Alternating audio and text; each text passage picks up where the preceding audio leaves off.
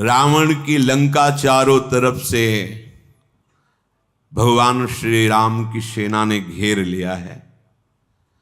अब बानरों को कोई सीढ़ी लगाने की थोड़ी जरूरत है, और ये तो राम प्रताप बल से युक्त है। प्रचंड बानर भालू पर्वत उखाड़ते हैं, एक ही छलांग में लंका की चोटी के जो कंगूरे हैं उन पे चढ़ जाते हैं, फेंकते सहस्त्र सहस्त्र कोटि कोटि राक्षस उन पर्वतों से, और जो बचते हैं उनको लेकर के दांत से काट काट कर उनके अस्त्र ही नाखून से फाड़ देते हैं। एक क्षण में सैकड़ों निशाचरों का वध करते हैं, क्योंकि राम प्रताप से युक्त है। बानर भालू ऐसी फुर्ती से हैं कि ऐसा लगता है एक ही कई रूपों में है, अभी यहां अभी वहां अभी वहां अभी वहां। वो निशाचर समझ ही नहीं पा रहे कि मतलब किससे लड़े कैसे लड़े। एक जगह खड़े दिखाई दे तब ना छलांग लगाई, वो उधर देख रहा है, उसको उठा के पटक दिया, मार दिया। ऐसे एक एक निश्चर गही पुनि कपि चले पराई, ऊपर आप हेठ भट गिरे धरनी पराई। जो बड़े बलवान निशाचर है धक्का मार के ऊपर से गिरा देते, नीचे वो गिरता, प्राण छूट जाते हैं। भगवान श्री राम की जय। ऐसा बोलते हुए प्रचंड बलधारी बानर भालुओं की जब मार पड़ी, रावण के जितने भी वीर थे भाग पड़े लंका की तरफ। बचाओ, रक्षा करो, चारों तरफ से मार पड़ रही है। सेना को विचलित होकर भाग कर लौट कर आते देख करके रावण बड़ा ये अंदर से तो घबरा गया, पर अपने योद्धाओं से क्रोधित हो, रुक जाओ, जो जो भोग मांगे वो सब दिए, सब सुख दिए, और आज जब जरूरत पड़ी तुम्हारी युद्ध की तो तुम पीठ दिखा के भाग के आ रहे हो। चंद्रहास से काटूंगा जो वापस लौटेगा, क्योंकि सबका कल्याण करवाला है। कोई भी अगर वापस पीठ दिखा के इधर आया तो मैं अपनी चंद्रहास से काटूंगा। घबरा गए। रावण की कठोर आज्ञा सुनकर सब फिर क्रोध करके कि अब तो मरना ही है, लौट पड़े। अब इनका जो भयानक स्वरूप है, जब कोई प्राण त्यागने की बात सोच लेता है तो बहुत बलशाली हो जाता है। अब तो मरना ही है। अब जो हो, बड़े बड़े तीखे शस्त्र लिए हुए ललकार ललकार करके बानर भालुओं पर त्रिशूल, परिग, तलवार, बर्छी इनकी मार करने लगे। अब तो वानर भालू भयातुर हो गए, भागने लगे, क्योंकि रावण क्रोधित हो गया। तो अब ये सोचे मरना ही है, जब मरना ही तो एक बार जी जान की ताकत लगा देते हैं। कोई कहता बचाओ हनुमान, कोई कहता बचाओ नल नील, सुग्रीव मेरी रक्षा करो, अंगद मेरी रक्षा करो। हनुमान जी के कानों में शब्द पड़े, ये दक्षिण दरवाजे पे थे। उस समय हनुमान जी महाराज भागे, अलग अलग दरवाजों पर अलग अलग सेनापति के रूप में। पवन पुत्र हनुमान जी महाराज मानो काल गर्जना की हो ऐसी गर्जना करके आए, और पहाड़ ले करके टूट पड़े निशाचरों पर। मेघनाथ सामने आया, जब देखा कि हनुमान जी महाराज हैं, वो भारी योद्धा है, इसकी पत्नी पातिव्रत धर्म से युक्त है, सुलोचना, और ये भी बहुत संयमी और तपस्वी है, साधारण नहीं। देवराज इंद्र को बंदी बना लिया, जैसे पक्षी को पिंजड़े में बना लिया, बांध दिया जाता है ऐसे। जब वो वहां आया तो सामने से हनुमान जी को देखा, एक बार तो डर गया कि ये तो वही वानर है जो पहली बार लंका में आया था, अक्षय कुमार को मारा था, मैंने जिसे ब्रह्मास्त्र से मूर्छित किया था। आगे बढ़ा, हनुमान जी ने एक लात मारी मेघनाथ के, रथ से दूर गया। घूंसे के प्रहार से सारथी, घोड़ा, रथ सब चकनाचूर कर दिया। जो दूसरा रथ बहुत से सब, तो उसका सारथी उसमें डाल करके मेघनाथ को। इधर अंगद ने सुना पवन पुत्र हनुमान अकेले किले पर गए हैं। एक ही छलांग, दौड़ने की थोड़ी जरूरत, छलांग मारी हुई, जब 400 योजन समुद्र को लांग सकते हैं तो और क्या। कह रहे थे, जामवान से कहा था मैं लांग जाऊंगा, पर लौटने में थोड़ा मुझे संशय है। जय श्री राम, कौशलाधीश रघुनाथ जी की जय हो। हनुमान जी और अंगद एक साथ, लंका के राक्षस परिचित थे इन दोनों से, ये हनुमान जी अंगद एक साथ है। अब इनको कौन, एक बड़ा महल था, अंगद जी ने उस महल में ऐसा प्रहार किया, ढह गया। रावण ने ये दृश्य देखा, महल को ढहते हुए घबरा गया। अब लंका में जितनी भी रानियां स्त्रियां सब छाती पीट रही, मरवाए गए, पूरी लंका को मरवाएगा। ये रावण बुद्धि इसकी भ्रष्ट हो गई है। अरे पहले एक आया था, अब तो वो दोनों हैं जो आ चुके हैं लंका में, और दोनों एक साथ बानर लीला करते हैं हनुमान जी और अंगद जी। बानर लीला जानते, ऐसे नहीं डरवाना और किलकार मारना। देखो उनके रोम रोम ऐसे खड़े हो जाते हैं, अच्छे अच्छे को डरवा दे और जोर से बोलते हैं श्री रामचंद्र की जय बोल, जिसके साथ वो सब बोलते हैं राम जी की जय, राम जी की जय बोलते हैं, नहीं तो मारे जाओगे। हनुमान जी और अंगद जी बड़े बड़े पर्वत उखाड़ते, खंभे उखाड़ते, फेंक देते हैं, सेना की सेना नष्ट हो जाती है। कूद पड़ते गर्जना करके राक्षसों के बीच में, एक क्षण में मर्दन कर देते हैं राक्षसों की सेना। किसी को लात, किसी के घूसे, किसी थप्पड़ों, वज्र जैसे दांत फाड़ के फेंक देते हैं निशाचरों को। एक 100 मर्दई तोरी चलावहि मुंड, रावण आगे परहते जन फूटे दधि कुंड। बड़े बड़े सेनापतियों की गर्दन मरोड़कर रावण के सामने फेंकते, जैसे दही से भरा मटका फूटे, ऐसे खोपड़ियां वहां पहचान करके बताते जाते हैं वहां, ये आया देखो, ये अमुक आया, ये अमुक आया। प्रधान सेनापतियों को पकड़ करके और उनको पहले घुमाते हैं, एक बार पछाड़ते हैं और रामचंद्र जी के पास फेंक देते हैं। विभीषण जी उनके नाम बताते, प्रभु ये आया सेनापति, ये लंका का ये अमुक सुभट है, ये आया। कुछ की खोपड़ी रावण के पास भेजते, वहां बताते प्रभु ये आया। ये दुष्ट राक्षस आज उस गति को प्राप्त हो रहे हैं जो बड़े बड़े योगी मुनिजन प्राप्त करते हैं। बड़ा कोलाहल मचा हुआ है। देखो इसीलिए रावण ने कहा तो कोई लौट के नहीं आएगा, क्योंकि सबको भगवत प्राप्ति हो। सब जाओ, और जितने भी भगवान के पक्ष के हैं इस समय सब राम प्रताप से, उनके हाथ से भी मारे जाना भगवत प्राप्ति का स्वरूप होगा। भगवान जो जो भी निशाचर मारा जा रहा है सबको करुणा करके परम गति प्रदान कर रहे हैं। देहि परम गति सो जिय जानी, अस कृपालु को कहु भवानी। अस प्रभु सुनी न भजहि भ्रम त्यागी, नरमति मंद ते परम अभागी। देखो ऐसे घोर निशाचरों को भगवान परम गति दे रहे। प्रभु का स्वभाव ऐसा ही है। हे उमा, जो ऐसे स्वभाव वाले भगवान का भजन नहीं करते वो अत्यंत मंद बुद्धि परम भाग्यहीन है। भगवान श्री रामचंद्र जी को सूचना मिली कि ये अंगद और हनुमान किले में प्रवेश कर चुके हैं और ऐसे भुजबल से मथ रहे जैसे दो मंदराचल पर्वत समुद्र को मथ रहे हों। दिन का अंत होता देख करके जैसे सूचना के लिए अलग अलग वाद्य रखे जाते थे, तो जब युद्ध बंद करना होता तो उसके अलग वाद्य होते। संध्या समय हो रहा है इसलिए ऐसे वाद्य बजे, युद्ध का विश्राम ये होता था। दोनों दल के सैनिक वापस हो जाते थे।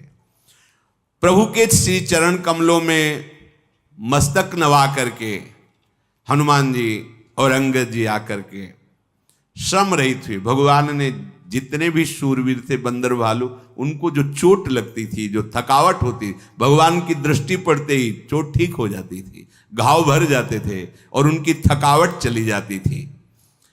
राक्षसों ने जब देखा कि सेना वापस हो रही है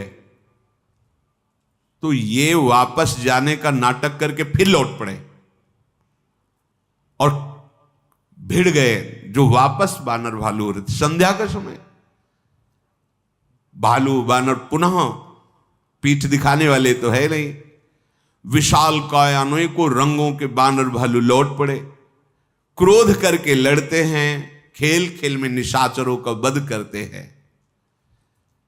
जैसे वर्षा और शरद ऋतु, ऐसे वर्षा ऋतु में मेघ जो है बहुत, और शरद ऋतु में उज्जवल, तो वो आपस में जैसे लड़, ऐसे भूरे रंग के जैसे बादल वैसे बानर, और काले रंग के जैसे बादल ऐसे राक्षस। ऐसा लग रहा है कि शरद ऋतु और वर्षा ऋतु के बादल आपस में लड़ रहे हो। अकंपन अतिकाय, ये बड़े बड़े सेनापतियों ने देखा कि हमारी सेना तो विचलित हो रही है, तो इन लोगों ने माया प्रकट कर दी। खून की वर्षा, पत्थरों की वर्षा, मांस के लोथड़े बरस रहे, इतनी धूल कि अंधकार छा गया। अब जब कोई दिखाई नहीं दे रहा तब तो बानर भालू परास्त होने लगे, क्योंकि माया खून बरस रहा है, पत्थर बरस रहे हैं, आंधी चल रही है। भगवान देखा कि हमारी सेना के जन अब असमर्थ हो रहे हैं, क्योंकि दिखाई नहीं दे रहा, इतनी धूल और ऐसी गंदी गंदी चीजें। तो तुरंत अंगद और हनुमान जी को बुलाया और कहा तुम जाओ उत्साहवर्धन करो इनका, और तुरंत सारंग धनुष पर बाण चढ़ाया और अग्निबाण संधान किया। ऐसा प्रकाश कि कहीं कोई अंधेरा नहीं, और सारी उनके द्वारा की गई माया नष्ट हो गई। जैसे ज्ञान प्रकट होने पर संदेह नष्ट हो जाता है, जब तक ज्ञान नहीं होता तब तक संशय रहता है। जहां शुद्ध ज्ञान होता है तो कोई संदेह नहीं रह जाता, न सोचती न कांक्षत, कोई सोच नहीं रह जाती, कोई चाह नहीं रह जाती। अब तो हनुमान जी और अंगद जी गर्जना करके, उत्साहवर्धन सबसे बड़ी बात होती है। सत्संग क्यों कहा जाता है? नित्य सुनो। हमारा युद्ध चल रहा है, कुमति और सुमति दो पक्ष हैं, रावण दल और रावण दल। कुमति है रावण दल और सुमति है रामा दल। अब कभी कभी कुमति भी जोर कर जाती है, सुमति को परास्त करती है, कभी कभी सुमति बढ़ती है तो कुमति को परास्त करती। युद्ध में दोनों दल समान बलशाली हैं। कुमति भी ऐसी नहीं है, पूरे जीवन लड़ते रहे, एक चूक हो गई, अब वो बार बार माथा कहे कि पूरे जीवन में गलती नहीं की, कैसे हो? कुमति का जब तक ब्रह्मबोध नहीं होता, भगवत प्राप्ति नहीं होती, तब तक युद्ध। भगवत प्राप्ति का मतलब स्वराज्य में स्थित। अब कोई युद्ध की जरूरत नहीं रह गई है, अब तो सर्व विजयी हो, जीत विषम संसार, कीर्ति जग बिस्तर है। ये इस युद्ध में प्रोत्साहन बहुत बड़ी वस्तु होती है। जैसे कोई योद्धा थकित हो रहा है या अंदर से टूट रहा है, अगर उसे प्रोत्साहन दिया जाए, उत्साहवर्धन किया जाए तो जीत जाएगा। ये सत्संग अध्यात्म का प्रोत्साहन उत्साहवर्धन है। अरे निकल गए और बड़ा बल मिलता है। रोज सत्संग अगर आप ध्यान से सुने तो आपको अध्यात्म की गूढ़ बातें और अध्यात्म में चलने का बल आपको प्राप्त होगा। जो शब्द हैं यही भगवत प्राप्ति कराते हैं। उत्साहवर्धन, हनुमान जी और अंगद जी के द्वारा जो भालू कपि आदि निराश हो रहे थे राक्षसों का बलवर्धन देख के, तो हनुमान जी के हुंकार और बलवर्धन से उनका उत्साह बढ़ा।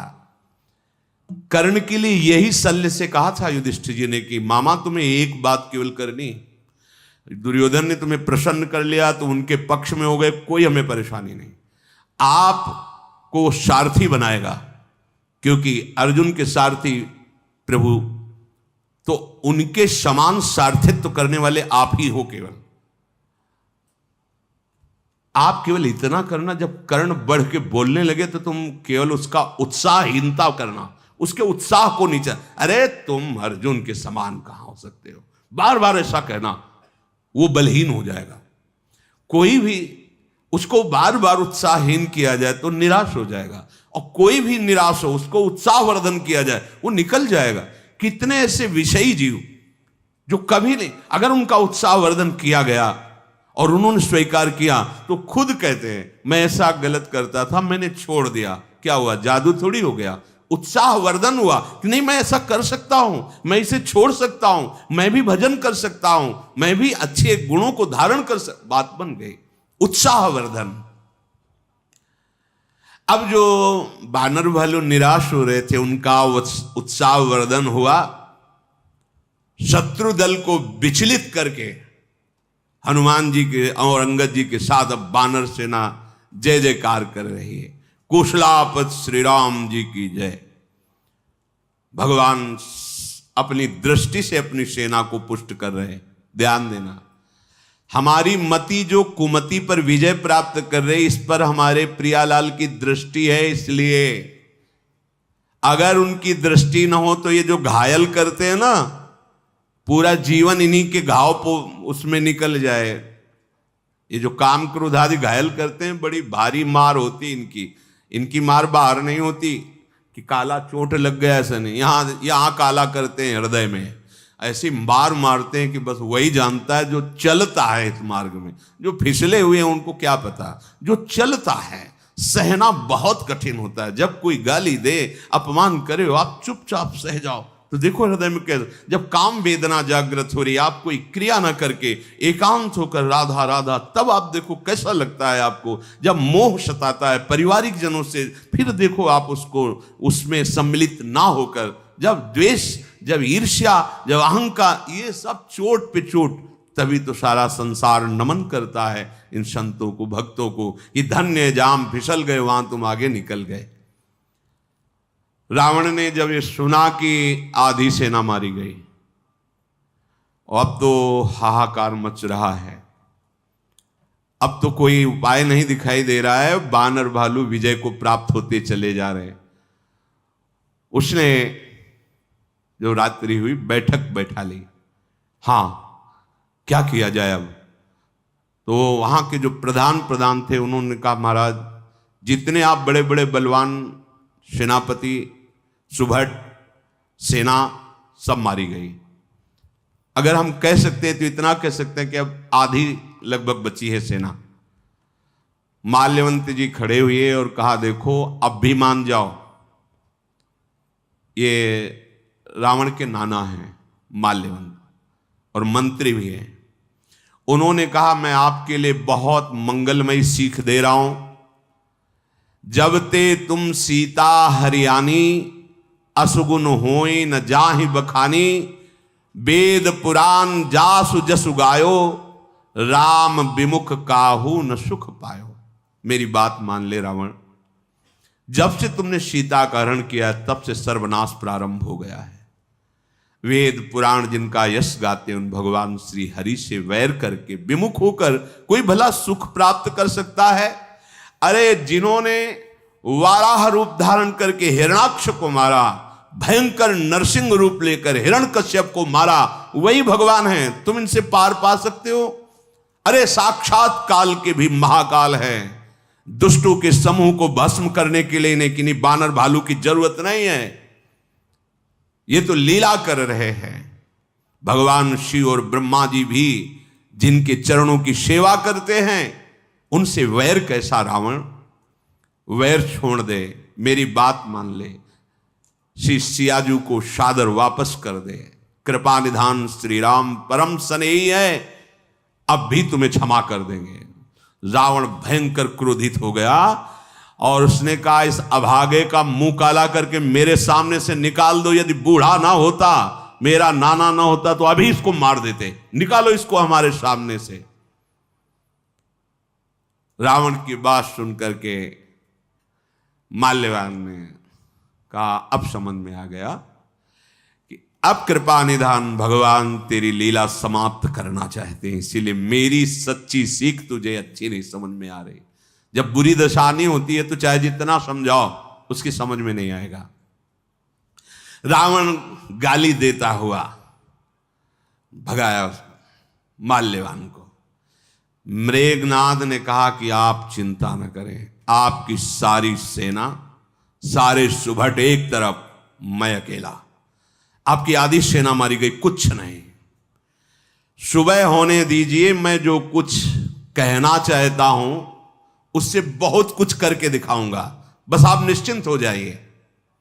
रावण को भरोसा आ गया, मेघनाद को गले लगाया और रात भर शिक्षा देता रहा, ऐसे से ऐसे विजय प्राप्त करना, गोद में बैठाल कर।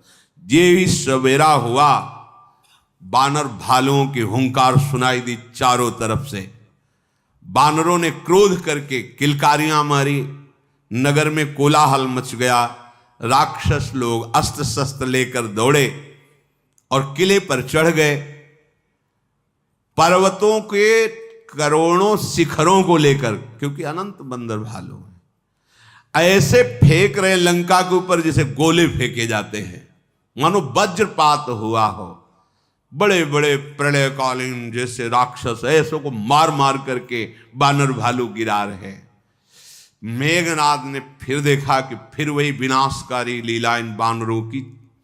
बहुत क्रोध किया, बजाओ डंका, भी दिखाते इनको अपना बल।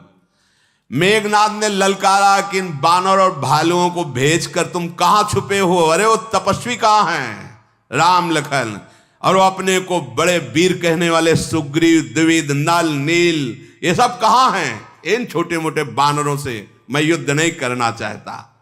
और वो कहां है जो मेरे पिता का द्रोही भाई विभीषण है? कहां है?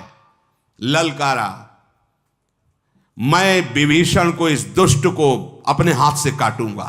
मेघनाद ऐसा, और हर बानर भालू की खोपड़ी में 10-10 बाण मारे, केवल प्राण नहीं निकल रहे। कोई सेना में ऐसा बकाया नहीं रह गया। मेघनाद की फुर्ती और अस्त्रों का संचालन गरजता जा रहा है, इनको क्या मारना। कहां है सुग्रीव, कहां है राम, लक्ष्मण, नील, नल, द्विविद, ये कहां है? हर बानर भालू को ऐसे 10-10 बाण। कोई भी ऐसा बानर भालू ने सो कपि भालू न रन मह देखा, कीने से जेही न प्राण अवश्य, केवल प्राण रह गए। 10-10 सर सब मारे परेश भूमि कपि वीर, सिंहनाद करि गर्जा मेघनाद बल धीर। कोई सीधे खड़े होने लायक नहीं रह गया बानर भालू। 10-10 बाण सबको मार के व्याकुल कर दिया और गर्जना की, कहां है राम, कहां है लक्ष्मण? हनुमान जी ने देखा कि ये तो फिर काल के समान पूरी सेना का संहार कर रहा है। एक बड़ा भारी पर्वत उखाड़ा और मेघनाद पर छोड़ दिया। पहाड़ को आते देखकर वो मायावी अंतर्ध्यान हो गया, पर रथ, सारथी, घोड़ा सब चकनाचूर हो गए। हनुमान जी ने ललकारा, सामने आ।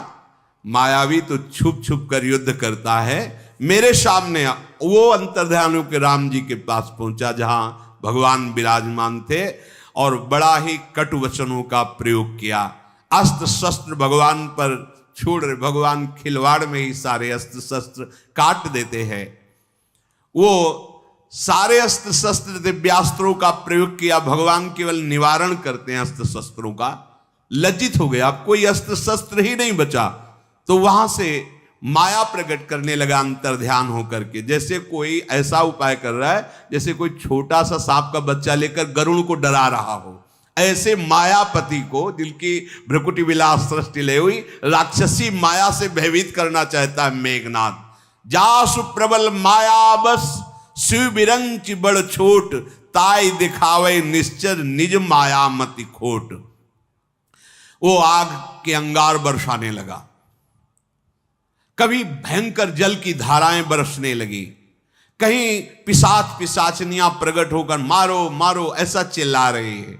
कभी विष्ठा की वर्षा, पीप की वर्षा, खून की, हड्डियों की, ऐसे कभी धूल वर्षा, सब व्याकुल होने लगे। तो भगवान ने एक बाण संधान किया, सारी माया नष्ट हो गई। जैसे सूर्य प्रकट होते ही कोहरा नष्ट हो जाता है, अब तो प्रबल होकर बानर भालू जो इसके बाण से घायल हुए थे, भगवान की दृष्टि पड़ते ही सब स्वस्थ हो गए। लक्ष्मण जी ने कहा, प्रभु बस आज्ञा दीजिए, नहीं तो ये बहुत बलवान है मेघनाद, जानते हैं सब जानते, बहुत बलवान है, बानर भालू इससे नहीं जीत सकते, आप हमें आज्ञा दीजिए। लाल नेत्र लखन लाल के, विशाल चौड़ी छाती, विशाल भुजाएं, गौर वर्ण, बड़े बड़े योद्धा रावण के भी अस्त्र शस्त्र लेकर मेघनाद के साथ है। लखनलाल प्रणाम करके चले। अब तो लखनलाल चल रहे इसलिए बानर भालुओं में और प्रबल बल। विजयशील बानर डांट कर, फटकार कर, उठाकर पटक देते हैं, उन्हें मारते हैं। बड़ा कौतुक हो रहा है। खेल खेल में मेघनाथ की जितनी आसपास सुरक्षा थी सब नष्ट कर दी बानरों ने ही। जैसे पलाश का पेड़ फूला हो ऐसे वीर निशाचर दिखाई दे रहे बानरों की मार से। लक्ष्मण जी ने ललकारा मेघनाथ से कि बानरों पर बाण चला करके तू अपने को महाबली समझता है। इधर मेघनाथ ललकार करके लक्ष्मण जी से युद्ध करने लगे। अनंत शेषावतार भगवान लक्ष्मण जी के आगे इस राक्षस की एक भी बात नहीं चल रही। सारथी रथ सबका भंजन कर दिया और ऐसे प्रहार करने लगे मेघनाथ पर। बस वो जान गया कि अब मैं मारा जाऊंगा, अब मैं बच नहीं सकता लखनलाल के बाणों से। इतना व्याकुल हो गया कि अमोघ शक्ति का प्रहार कर दिया। जो वीरों को यही शिक्षा दी जाती है, कुछ ऐसी अमोघ शक्तियां होती जब बिल्कुल प्राण निकलने को तभी इनका संधान करे। रावण सुत निज मन अनुमाना, संकट भयो हरि मम प्राणा। अब ये लखनलाल मेरे प्राण हर लेंगे अगर अगला बाण संधान किए। सबको घायल करके मेघनाथ को भी घायल कर दिया। उसने अमोघ शक्ति वीर घातिनी छाड़े सी सांगी, तेज पुंज लक्ष्मण उरलागी, मूर्छा भई शक्ति के लागे, तब चली गयो निकट भय त्यागे। मेघनाद सम कोटि सत जोधा रहे उठाई, जगदाधार शेष किमी उठे चले खिसियाई। वीरघातनी नाम की शक्ति का संधान कर दिया। सीधे लक्ष्मण जी के छाती में प्रवेश कर गई वो शक्ति। लखनलाल जी मूर्छित होकर गिर पड़े। मेघनाथ भय छोड़कर उनके पास गया और लंका उठाकर ले जाना चाहता था रावण के पास। ये देखो एक तपस्वी को तो मार गिराया। मेघनाथ ने करोड़ों उपाय किए लेकिन भगवान शेष लखनलाल हिला भी नहीं पाए उनको। और भी वीर करोड़ों एक साथ लगे क्योंकि बहुत बड़ी विजय थी। भगवान के प्रिय भ्राता लक्ष्मण जी को इस स्थिति में रावण के सामने पहुंचाना बहुत बड़ी विजय थी। हर प्रयास किया लेकिन उठा नहीं पाया। भगवान शंकर कह रहे सुनु गिरिजा क्रोधानल जासु, जरई भुवन चारि दस आसु, सक संग्राम जीति को ताही, से वही सुर नर अग जग जाही। भगवान शंकर कह रहे हे उमा, ये भगवान शेषनाग जी हैं जिनकी फुंकार से 14 भुवन प्रलयाग्नि में बदल जाते हैं। भला इनको कोई देवता मनुष्य असुर राक्षस कोई ऐसा नहीं जो चराचर इनको जीत सके। ये केवल लीला है भगवान की। ये वही जानता है जिस पर भगवान की कृपा है।